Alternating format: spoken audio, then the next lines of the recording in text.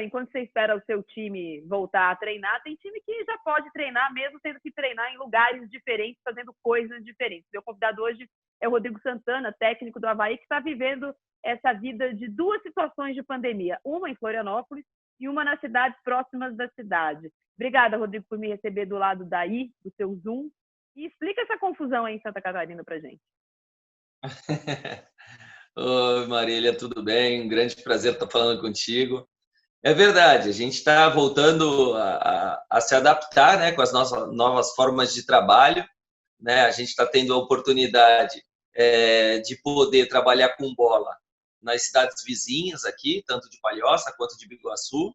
A nossa própria cidade aqui de Florianópolis ainda tem muitas restrições, né, ao trabalho técnico, trabalho tático, né? Só foi autorizado para a gente os trabalhos de academia e físico individual. Então, a gente está procurando a cada dia, está fazendo tanto aqui em Florianópolis a parte física, e quando a gente vai fazer os trabalhos técnicos, a gente está indo para as cidades vizinhas. Legal, eu até li aqui o decreto, né? O prefeito estava deixando poucas coisas, podia academia, não podia ao ar livre. Tem coisas que só acontecem no Brasil, tem algumas jabuticabas que só nascem aqui no Brasil. E aí, na sexta-feira, veio o decreto do prefeito de Florianópolis deixando treinar com máscara, deixando treinar com vestiário suspenso, com 30% da capacidade das instalações. E tem um item do despacho que eu achei sensacional, que é com 20 metros de isolamento social. Normalmente só em 2 metros, mas ele já colocou 20 metros. Queria saber como é que você arma um time com esse espaçamento assim, de 20 metros de um para o outro. Se a gente for colocar 22 jogadores ali, não tem nem campo para isso, né? Então, não é que limita o nosso trabalho, impossibilita, né, de fazer um trabalho até setorial, né? Isso fica muito difícil. Então, por isso que a gente está optando, né? Desde já agradecendo a oportunidade que o prefeito de Palhoça e de Biguaçu está nos dando para poder conseguir trabalhar. E aí me fala uma coisa, vocês, a gente tem um exemplo ou outro no Brasil, bem poucos ainda, muito sem horizonte. E se tem uma coisa no Brasil que sempre foi um problema para os técnicos, eram os horizontes tão curtos. Tem jogo quarto, tem jogo domingo, tem jogo quarto, jogo domingo. Agora você está preparando um time para jogar, sabe, sei lá, contra quem e quando? Se vai ter estadual, se vai ter Série B, o que é que vai ter. Como é a preparação? Dá uma dica aí para os seus colegas que daqui a pouco vão começar a brincar de treinar também. Marília, é muito importante tocar nesse assunto, porque a gente está seguindo o protocolo à risca, né? O nosso doutor que criou aqui o nosso protocolo aqui do estado, fizemos todos os exames primeiros do Covid, né? Para deixar trabalhar só tanto os atletas, comissão, como funcionários, os que estavam aptos, né? E fizemos também o isocinético, né? Porque mais de 2 meses parado, o nível de força cai muito dos atletas, né? Então dá um desequilíbrio muscular muito grande e fica muito propenso a lesões, né? Então, se o campeonato até retorna um pouco mais cedo, seria muito perigoso, o número de lesões ia ser muito alto. E como a gente fez o isocinético, a gente deu conta do quanto é difícil você soltar o trabalho com bola porque os jogadores estão mal fisicamente. Porque eu acho que há muito tempo esses atletas não ficam mais de 60 dias parados, né? Então a gente está tendo muito cuidado, muito controle com a carga de treino, né? Fizemos 15 dias só de equilíbrio muscular, de reforço, trabalho de força, né? Para aos poucos ir soltando o trabalho técnico, né? A gente entrou na semana passada nos trabalhos técnicos também muito mais leve, né? Que o que lesiona mesmo é o trabalho com bola, muita mudança de direção, chute ao gol. E se eles não estiverem preparados, eles vão estar sentindo. O exemplo foi na Bundesliga aí, né? Que retornaram à competição, acho que foi 6 rodadas, 8 lesões. Então, é assustador a forma que eles retornam. Tanto de peso, o percentual sempre dá uma subidinha, né? Então, a gente está procurando ter esse controle. Já estamos trabalhando há um mês, ou um pouco mais de um mês, e essa semana a gente está conseguindo produzir um pouquinho de mais intensidade no trabalho com bola, mas a forma que eles chegaram aqui sempre foi muito difícil de voltar a qualquer trabalho com bola. Isso que eu queria te perguntar. O que a maioria dos clubes está podendo fazer é o que você fez lá atrás, que é acompanhar os treinos à distância, né? Esses treinos online. A gente tem visto alguns clubes fazendo isso, que não podem usar os seus CTs, que são a grande maioria no Brasil.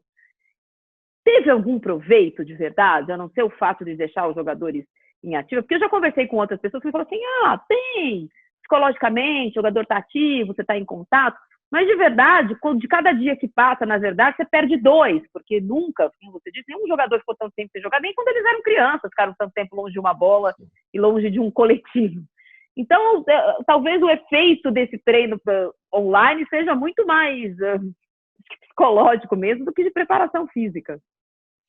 Oi, Maria. Desde quando eu cheguei aqui, eu posso falar de quando eu cheguei, né? Faltavam 4 rodadas, a equipe estava em 6º colocado.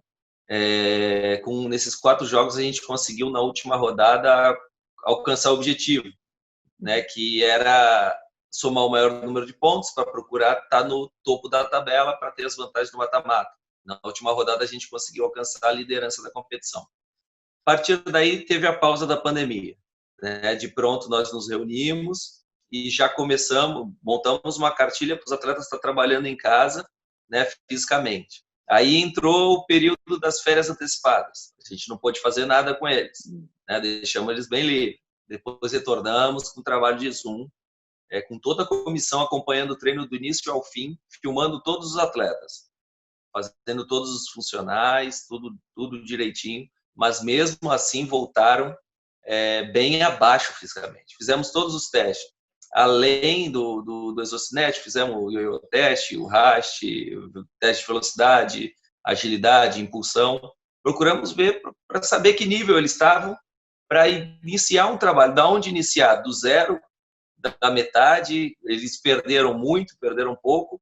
E pelo que a gente viu, esse primeiro semestre fisicamente foi praticamente a zero. Baixaram praticamente tudo. Sem contar o ritmo de jogo, que é natural, né? Então, o ritmo de jogo é zero, contato com a bola, precisão com a bola, sempre fica muito difícil, cara. Eles botaram bem abaixo, isso é natural. Isso que você falou, né, de eventualmente ser uma coisa boa, não ter esse horizonte de quando o campeonato vai voltar, é bom para preparação para os atletas. Ao mesmo tempo, se você vislumbra o começo da Série B quando ela puder, principal competição do Avaí neste ano, você vai ver que vão ter times com preparações muito distintas, porque você já está podendo treinar. Por exemplo, outros times não podem treinar e vão começar a Série B, sabe-se lá como, se de uma semana para outra, dependendo de como forem as liberações dos estados. E aí, como você está sendo precursor aí, o que você pode dar de conselho na reunião lá dos técnicos lá na CBF, quando vocês se encontrarem? Olha, o que deu certo aqui? Eu que estou começando antes, né? Vai todo mundo se mirar nos exemplos de quem começou antes. O que deu certo e o que não deu aí nesse período que, obviamente, para todo mundo é uma tentativa e erro, né? Não é uma questão de ter errado, é uma questão de, tentamos isso não deu, isso deu certo. Isso. Eu acredito que quem inicia antes e consegue ter esse tempo de prepará-los antes de entregar os trabalhos técnicos e táticos já está em vantagem. É evidente que as equipes que estão iniciando já com data de competição, 20 dias, 15 dias, é muito difícil, porque não dá para você conciliar o trabalho tático ao mesmo tempo que os jogadores mal fisicamente. Né? Então, a chance de, na primeira e segunda rodada, você perder jogador por lesão é muito grande. Então, acho que o ideal seria, quando tivessem mais ou menos uma data para iniciar as competições, eles teriam que fazer o seguinte, dar um prazo de 1 mês, 20 dias, 25, organizar primeiro todas as equipes, para todo mundo ter mais ou menos esse mesmo prazo, né, para condicionar os atletas, porque senão vai ficar uma desvantagem grande. Eu acredito que tem que ter um prazo grande para essas equipes se prepararem. Certamente. Certamente. Vocês tiveram 4 casos de positivo de coronavírus, né, nessa testagem para voltar, e casos de atletas.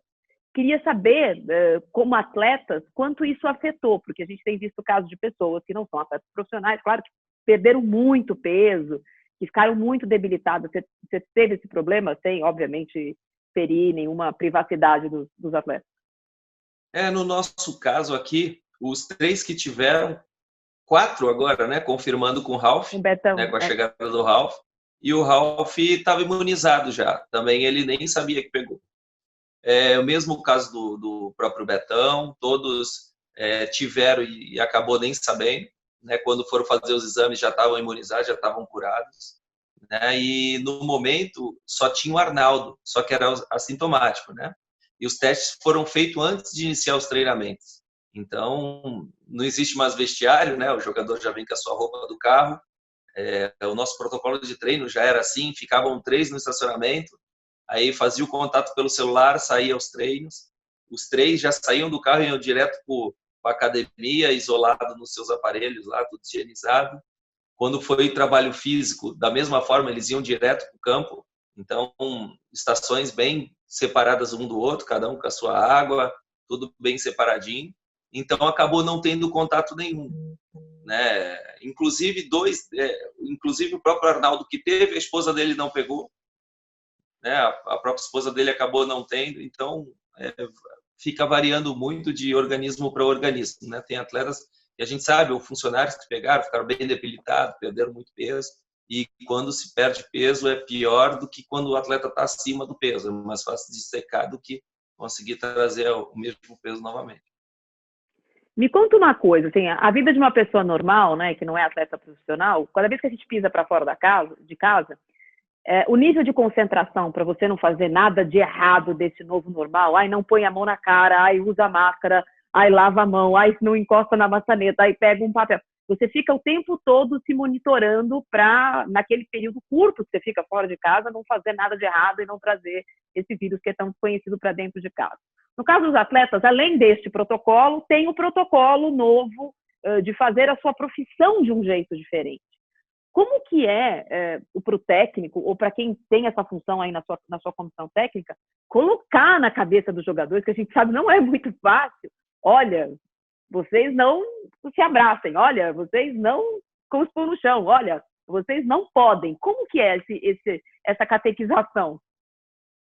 Olha, isso foi no primeiro dia da pausa, a gente fez uma reunião e a gente falou assim que o nosso maior problema é que pelo atleta já ter uma imunidade tão alta, a chance de ele pegar e não saber é muito grande. De repente ele está infectado e não sabe, e eles acabam sendo os principais transmissores, porque eles não têm sintoma nenhum, né? Então, de repente, não só com a gente aqui, o contato na rua, com o primo, com a mãe, com o tio, com o vizinho, com o amigo, né? E eles acabarem passando ou trazendo aqui para dentro, né? Então, a grande preocupação nossa foi nós mesmos acabar passando para os nossos familiares, né? Mas a maioria dos jogadores aqui são bastante conscientes, eles sabem do perigo que traz e do quão eles são os principais transmissores, no caso, né? Por eles estar sempre muito bem, com a saúde muito boa, acaba não sentindo, foi o nosso caso, nossos 4, 5 atletas que tiveram, nenhum dos 5 sabiam que estava, não tiveram sintomas. Mas esse protocolo aí que a FIFA colocou, que é mais um protocolo de não passar uma impressão errada, né? De ser exemplo para quem em casa não pode se abraçar com o torcedor, com a colega, não pode se confraternizar, não pode abraçar, não pode beijar. Esse protocolo da FIFA, que ele é muito mais educativo do que, de fato, sanitário. Ai, não pode mais comemorar o gol. Ai, não pode mais. Pode fazer barreira, mas não pode se abraçar. Esse protocolo, como é que você colocou na cabeça dele? Olha, a gente coloca, a gente fala, mas é muito difícil. Eles mesmos, quando vão ver, vão começar a conversar junto, brincar. Aí, não pode, para, Sara, você para. Mas isso é muito difícil quebrar, porque no futebol sempre é esse calor, né? Um brincando com o outro, um próximo do outro. Tem essa consciência, mas às vezes no dia a dia eles acabam tendo esse contato. É inevitável, não tem jeito. Não adianta eu chegar aqui e falar, não, estamos seguindo, ninguém se abraça. A gente evita, mas às vezes numa brincadeira eles acabam encostando. Agora, como funcionário, Rodrigo, como é que você tem lidado, como é que o presidente tem te posicionado sobre os próximos passos? Vocês estão treinando, vocês estão treinando, vocês estão treinando. Para quê? Há um horizonte, nem que distante, para o começo da Série B, o campeonato estadual, que vocês estão nas quartas de final, né? Vocês vão pegar a Chape, não é isso? Sim. É a Chape. Quartas de finais. Vão acontecer mesmo, tá? Os times do interior vão poder se preparar para isso, algumas cidades podem, outras cidades não podem. Com que horizonte você trabalha? Ter um elenco enxuto ou ter um elenco suficiente para você jogar, às vezes, 3 vezes por semana? Como é que você está trabalhando? Olha, a gente está procurando, a gente vinha antes com um elenco bem enxuto. bem curto, né? Pós-pandemia, a gente já repensou em utilizar mais atletas ainda do Sub-23, que a gente sabe que a sequência de jogos vai ser muito grande devido ao calendário, né? Vai faltar data. A data que a gente tem hoje, a ideia da federação é dia 8 de julho, retornar os estaduais, né? Porém, no dia 5, na primeira semana, parece que o governador quer uma nova reunião para ver se autoriza a sequência do campeonato ou não. Só que a federação trabalha com o dia 5, com o dia 8, desculpa, com o dia 8 de julho, o nosso retorno. Mas até isso então, é ruim, né? Mas até isso é ruim. Você faz um apronto para uma reestreia no dia 8, e aí 3 dias antes fala que não tem, todo aquele treino de força, balanceado com técnico, balanceado com sei lá o quê, da fisiologia e tal. Se não tiver o jogo, você fica um pouco... Sua programação fica atrapalhada, né? É muito difícil, Marília. Rolou alguns boatos que voltaria no dia 21 de junho, né? Então, a gente montou uma programação, uma carga de trabalho, inclusive para essa semana, né? Que se fosse para você chegar no pico da carga, teria que ser essa semana, para ir desacelerando até o dia 21. E já alterou para o dia 8. Então, quer dizer, a gente já teve que reformular toda a nossa semana para também não estourar os caras, entendeu? Dar um overtraining nele de tanto treinamento e chegar e estar prorrogando. E fica difícil. Porém, eu só fico feliz por esse retorno, para mostrar que dá para retornar aos poucos, para voltar a mexer com a economia do futebol, né? Os patrocinadores, a mídia, o torcedor precisa de informação. Então, esse start já foi importante para dar confiança para os outros clubes virem seguindo o protocolo, com bastante segurança, e fazer voltar. Porque no momento que a federação, a CBF, colocar uma data, os jogadores têm que estar aptos, porque se eles esperarem 15 dias para voltar ao treino e depois de 15 dias competição, a performance do jogo vai cair muito pelo ritmo de jogo e acredito que o índice de lesão também vai ser muito alto. Rodrigo, a gente tem visto uma união quase que inédita de alguns jogadores neste momento de pandemia para resguardar alguns dos direitos deles. Então, hoje tem a votação de um projeto de lei, a FENAPAS se posicionou contra, mas ainda são movimentos muito tímidos. Neste ano, por questões alheias à vontade dos dirigentes, às vezes é porque eles querem, mas às vezes é alheia à vontade dos dirigentes, a pandemia obrigou cortes de salários, obrigou restrições até outro dia improváveis na nossa vida. Mas a gente vê um movimento muito tímido mesmo dos jogadores e também dos técnicos. Queria saber se, pelo menos assim, fora dos bastidores, vocês têm conversado entre si sobre o quão vocês vão colocar a família de vocês em risco no retorno das atividades, nas viagens que terão que ser feitas para disputar o disputa de campeonatos. Se há uma conversa com a CBF a respeito disso, porque na hora de impor, sei lá, as licenças todas, eles entram em contato com os técnicos. Há uma reciprocidade? Eles estão ouvindo as demandas de vocês? Olha, Marília, a gente tem conversado, sim, que assim tem muita diferença entre os estados aqui, né? A minha família é de São Paulo, tenho família no Rio de Janeiro, a gente sabe como é que está a situação aqui. Desde a pandemia eu não fui embora, eu continuei aqui em Florianópolis e a gente está aqui indo para o segundo mês, onde a quarentena já acabou há muito tempo, então aqui shoppings funcionam, hotéis, restaurantes, tudo funciona normal, né? Seguindo o protocolo de máscara, álcool gel. A gente parou um pouco antes na quarentena, então por isso que não chegou o pico, está tudo muito controlado.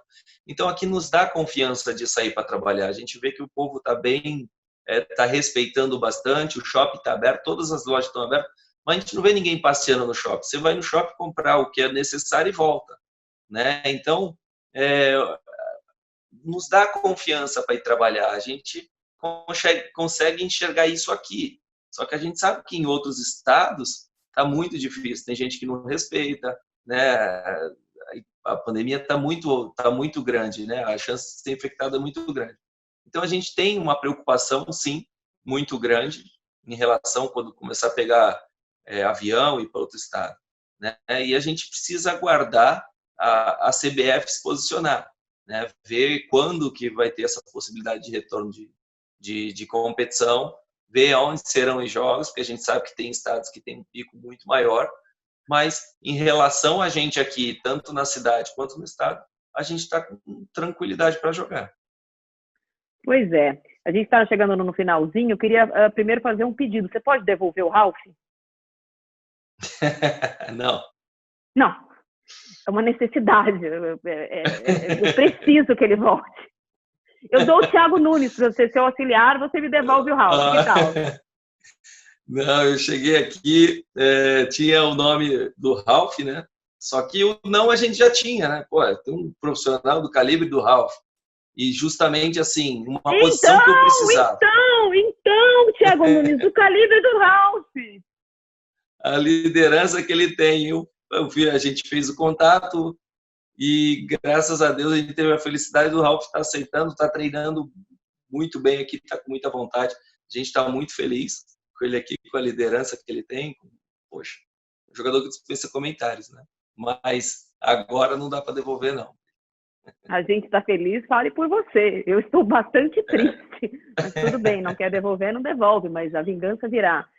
Você também trouxe o Renato, né, nessa janela de pandemia, é isso? Sim, trouxemos o Renato, né, que já tem uma história bacana, bonita aqui, muitos gols, muitas assistências, acesso com a gente. Já está adaptado à cidade, à torcida, à diretoria. Então a gente repatriou o Renato, trouxemos o Ralf aí para nos fortalecer, para retornar à elite do Campeonato Brasileiro. Estou inconsolável. Essa é a intenção. Estou inconsolável. Não consigo aceitar. Professor Thiago Nunes, meu Deus, o que você fez?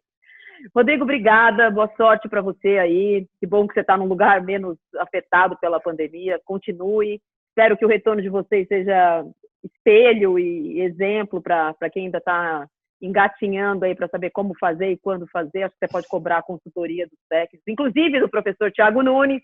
Deveria gostar mais de volantes. Boa sorte para vocês aí. Obrigado, Marília. É sempre um prazer falar contigo. Estou sempre à disposição, tá bom? Obrigado mesmo. Obrigado. Bom trabalho. Qual?